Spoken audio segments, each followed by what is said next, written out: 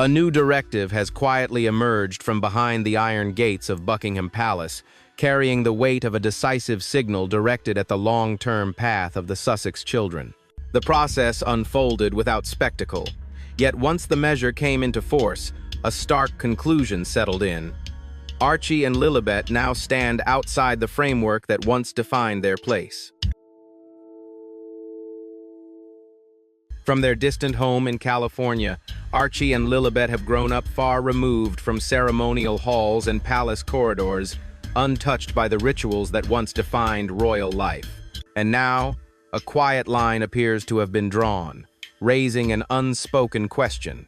Does legacy come from lineage alone, or from lived connection? Share your perspective by leaving a 1 if this story resonates with you, or a 0 if you see it differently.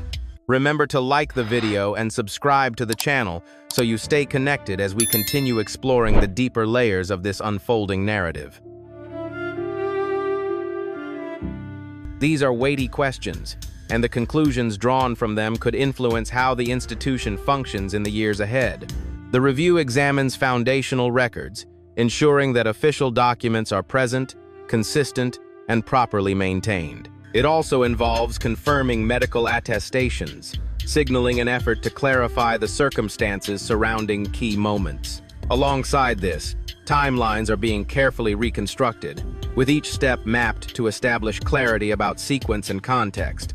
Together, these actions point to a process aimed not at speculation, but at precision-seeking coherence, where uncertainty once lingered.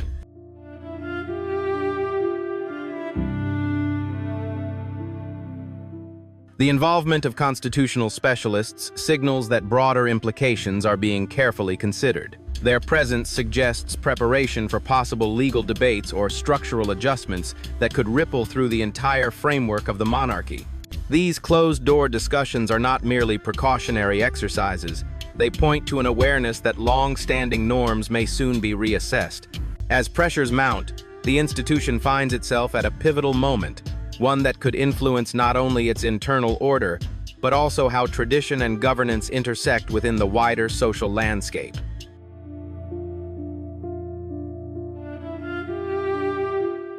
We are going further beneath the surface, raising sharper questions and uncovering narratives that are rarely examined in full. What emerges from the legal discussions ahead may influence not only the monarchy's balance, but also the broader social framework connected to it. These developments carry weight, and their effects could extend well beyond ceremonial boundaries. Stay connected by following the channel, so you don't miss any key moments or thoughtful analysis as these significant shifts continue to take shape.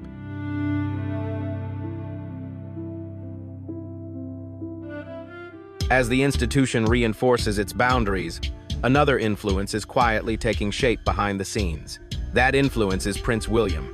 For years, he remained largely in observation mode, absorbing lessons from his grandmother, watching his father prepare for leadership, and witnessing how the monarchy navigated moments of pressure and change. Now, however, those close to the process suggest a shift has occurred. William is no longer viewed solely as a figure of the future. He is increasingly seen as a steady presence focused on safeguarding the structure and continuity of the institution itself.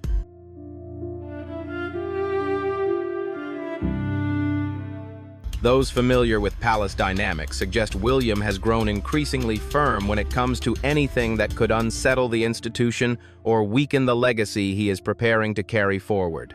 As the next heir, he is acutely aware that stability is not optional, it is foundational, and that every gesture, every word can echo far beyond the moment, shaping how authority is perceived. After years of intense public attention surrounding Harry and Meghan, marked by high-profile conversations, conflicting narratives, and widely discussed productions, that reserve of tolerance appears to have gradually diminished, replaced by a sharper focus on control, continuity, and restraint.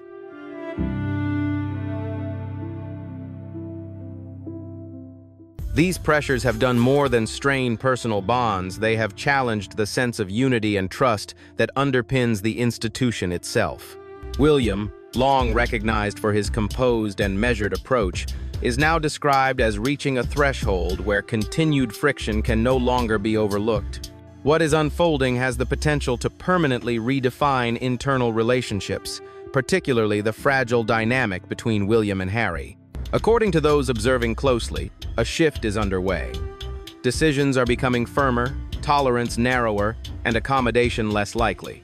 The situation remains unresolved, and its next chapters are expected to keep public attention firmly fixed on what comes next.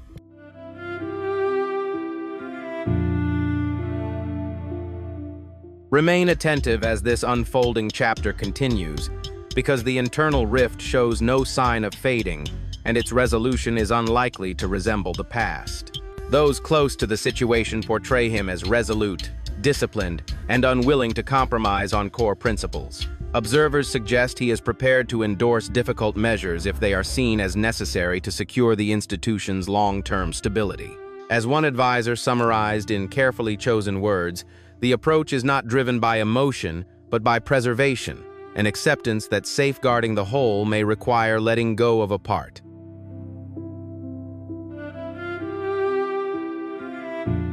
He frames it as duty rather than reaction. Where one chose distance, another assumes greater weight. Where the structure was questioned, it is now being reinforced. And as the current reign initiates transformation, the next generation is preparing to see it through. Behind closed doors, the signal is unmistakable. Uncertainty cannot be passed forward. Not on William's watch, and not in the era that follows. His influence in this moment is substantial, and its significance is only beginning to surface.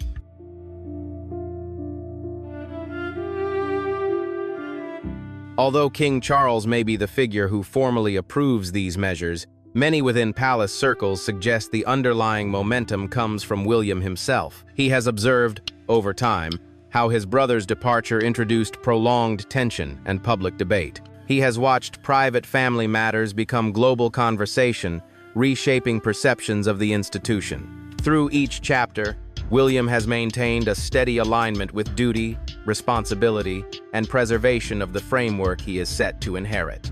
Yet such unwavering commitment, insiders note, is not without cost, and that cost is now becoming increasingly visible.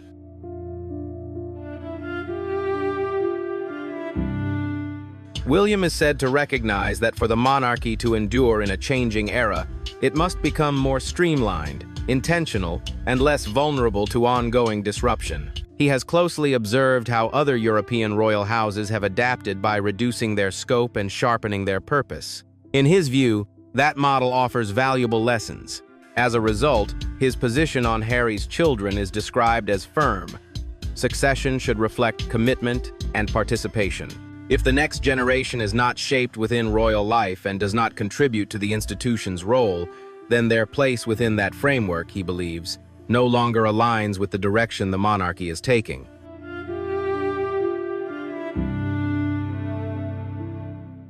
From William's perspective, this is framed not as emotion, but as function.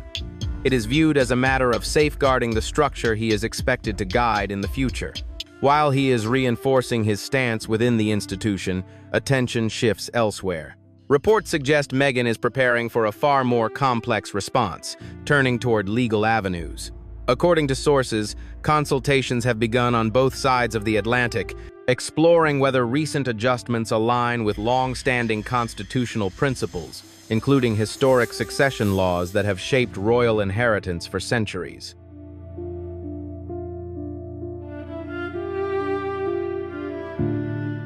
From Meghan's perspective, the timing feels pointed less coincidental than intentional, as though the framework is being adjusted in a way that gradually removes her children from the broader royal narrative. She interprets the shift as a direct response to her and Harry's decision to step away, even as palace voices maintain that such reforms were long overdue. Regardless of intent, Meghan appears prepared to challenge the outcome. Legal counsel has cautioned that confronting an institution of this scale is never straightforward. Any formal challenge would unfold in full view, requiring transparency at every stage, verifiable records, documented timelines, and substantiated accounts, leaving little room for ambiguity once the process begins.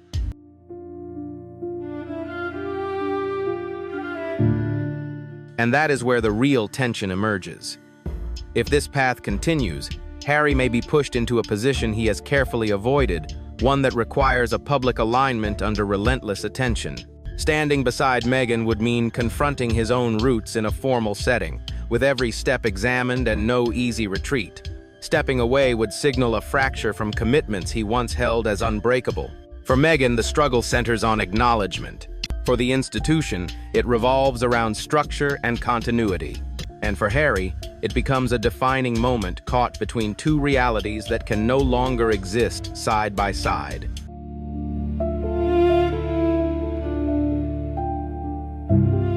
The conflict has not formally started, but the boundaries are already in place. What follows is an examination of what a genuine legal confrontation would involve and why it carries serious risks for all sides. It is crucial to recognize that questioning the British monarchy through the courts is fundamentally different from pursuing a case against a private individual or a corporation. The institution is anchored by layered legal principles, historical precedent, and constitutional protections refined over centuries. Among them stands the Succession Act of 1701, now under close review, a cornerstone of constitutional structure whose influence has shaped the framework of royal continuity for more than 300 years.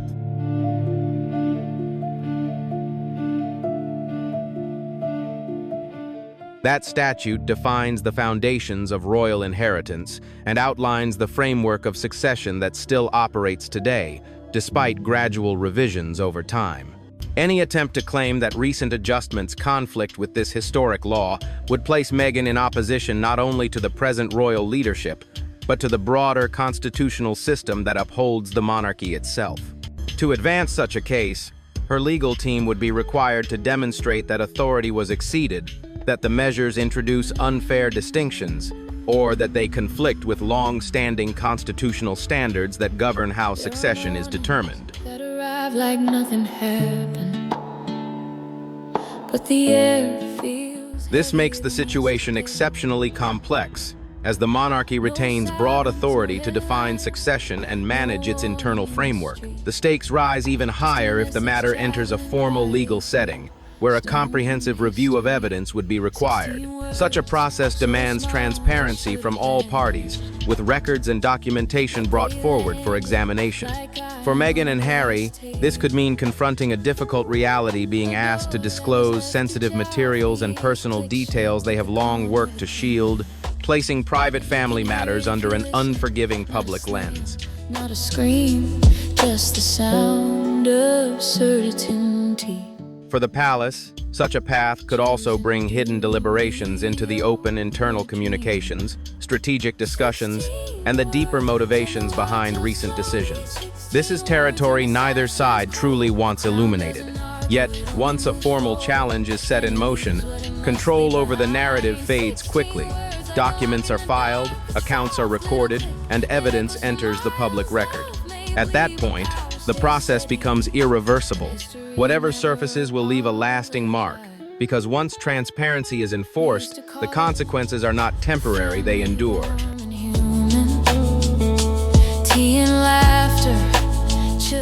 A gathering storm now hangs over the royal household, and this moment of transition can no longer be overlooked. On one side, the institution is reshaping itself. Guidelines refined, roles clarified, succession recalibrated, and a meticulous review reaching backward with deliberate care. King Charles is no longer yielding ground. William shows no sign of retreat. The structure is closing in on itself. Opposite this stands Meghan, resolute, deeply affected, and prepared to challenge a system she believes has pushed her children to the margins of a legacy they were meant to inherit. We used to call it a family. She interprets the shifting framework as removal rather than reform. She experiences the call for verification as intrusion rather than order. With each passing day, the distance between two continents feels less geographic and more symbolic. And positioned between these opposing realities is Harry, no longer anchored to a single identity. A partner striving to shield his household. A son watching familiar ground recede. Those close to the situation suggest the weight is intensifying, the crossroads narrowing, and the moment of decision drawing steadily closer. Little click that echoes for miles, love may bleed, but power stays steady. If legal action moves forward, the institution would be compelled to answer in ways that leave little concealed formal records, sworn statements, and long-guarded chapters of internal history that have remained unseen for generations. Once that process begins, any return to quiet resolution becomes unlikely. To understand the weight of this moment, it helps to consider Harry's position, which may be the most conflicted of all. Picture the strain of standing between the family of origin and the family built by choice. On one side stands his father, the reigning monarch, advancing decisions that directly shape the future of his children.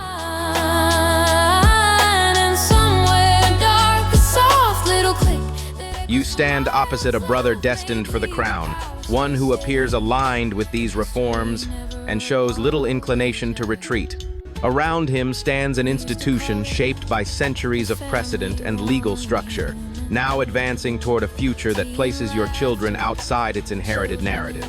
And across from that is your partner, determined to defend acknowledgement and standing for the family you have built together. Between these forces are two young lives, untouched by choice or intent, yet drawn into a moment of consequence that surrounds them without warning.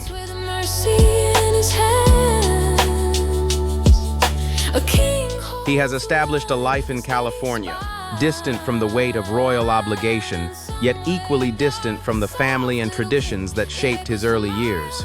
Now he stands in a narrow space between those two worlds, fully aware that any direction he chooses will carry lasting consequences. If Harry were to support Meghan's legal challenge, it would represent a decisive break, an open confrontation with the institution he was born into. It would mean aligning himself, publicly or symbolically, with a process that questions his father's authority and the monarchy's right to define its own rules. Such a step would mark a rupture that the royal family would find difficult to set aside, leaving an imprint that time alone may not easily erase. A king holds the line with a steady spine. Such a path would place immense strain on whatever bonds remain between Harry and his closest relatives. The monarchy has long relied on an image of cohesion and shared purpose, and prolonged discord tests that foundation. If Harry chooses alignment outside the institution, the divide would not be limited to private family ties. It would unfold under public scrutiny, where expectations of harmony still carry weight. In that scenario, the challenge would come not only from within the family, but also from a wider audience that continues to associate the monarchy with unity and collective responsibility. A father waits with mercy in his hands. Yet declining to stand beside Meghan carries its own weight. Asking her to withdraw and accept the palace's ruling would place Harry in a conflict just as severe, one that cuts inward rather than outward. It would require him to confront the feeling of turning away from promises made in private, for the sake of preserving public tradition. In choosing between personal loyalty and institutional duty, something essential would inevitably be set aside. And if he accepts that the crown must come before his household, the distance created would not only be emotional, it could also reshape how he is perceived by those who once saw him as a bridge between modern values and an ancient legacy. A father waits with mercy. The tension between personal bonds and inherited responsibility is likely to weigh heavily, and whatever choice emerges could reshape the royal framework itself. This is the point at which a turning line is crossed, a moment when royal children are no longer viewed simply as heirs of a lineage, but as central figures within legal and institutional debate. As consequential decisions take form, their impact may extend far beyond one household, drawing focused attention to the direction, stability, and long-term future of the monarchy in an era of heightened scrutiny. Behind the velvet, the portraits, the waves. This is the point where a private fracture evolves into a defining crossroads. The institution is positioning itself for what comes next. Meghan is bracing to respond, and Harry stands on the edge of a choice unlike any he has faced before. What follows is unlikely to unfold quietly or without consequence. The path ahead will be complex, deliberate, and transformative, because this moment is not a conclusion. It is the ignition, an early signal of forces beginning to move, and its implications reach far beyond one family. inviting reflection on how tradition, power, and identity may be reshaped in the time ahead.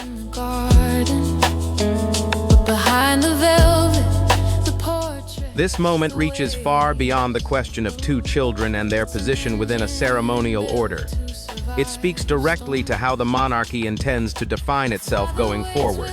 Through these actions, King Charles and Prince William are signaling a recalibration, one that favors a smaller, more deliberate, and more disciplined institution. The message is clear. Choosing life beyond national borders and established roles carries consequences. Within this framework, commitment is elevated above convenience, and responsibility is placed ahead of personal connection, reinforcing the idea that service, not sentiment, now sits at the center of royal identity. Children in the garden, but behind the velvet. At the same time, this path carries significant uncertainty. By centering these changes on Harry and Meghan's children, the institution opens itself to renewed debate, public scrutiny, and the possibility of formal challenges. The divide created within the family may prove lasting, with consequences that cannot easily be undone. In effect, the monarchy is placing its confidence in the idea that public opinion will favor a more streamlined structure over emotional appeals tied to circumstance and youth. A new directive has quietly emerged from behind the iron gates of Buckingham Palace, carrying the weight of a decisive signal directed at the long-term path of the Sussex children. Children in the garden. What has unfolded resembles a profound constitutional shift, one that has unsettled long-standing assumptions at the heart of the British monarchy. With the introduction of new succession standards, King Charles has signaled firm boundaries. Prince William appears resolute in reinforcing institutional continuity. Meghan is positioning herself for resistance, while Harry remains suspended between two irreconcilable paths.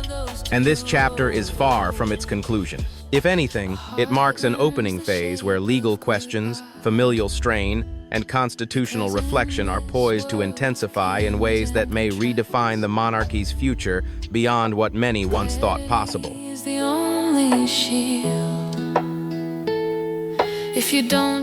Where do you stand in this moment of change? Do you believe Charles and William are right to reshape the monarchy for a new era? Or do you feel Harry and Meghan's children are bearing an unfair burden for decisions they never made? Share your perspective by leaving a 1 if this story resonates with you, or a 0 if you see it differently. Remember to like the video and subscribe to the channel so you stay with us as we continue exploring stories that often remain unseen, revealing deeper layers behind history, power, and legacy.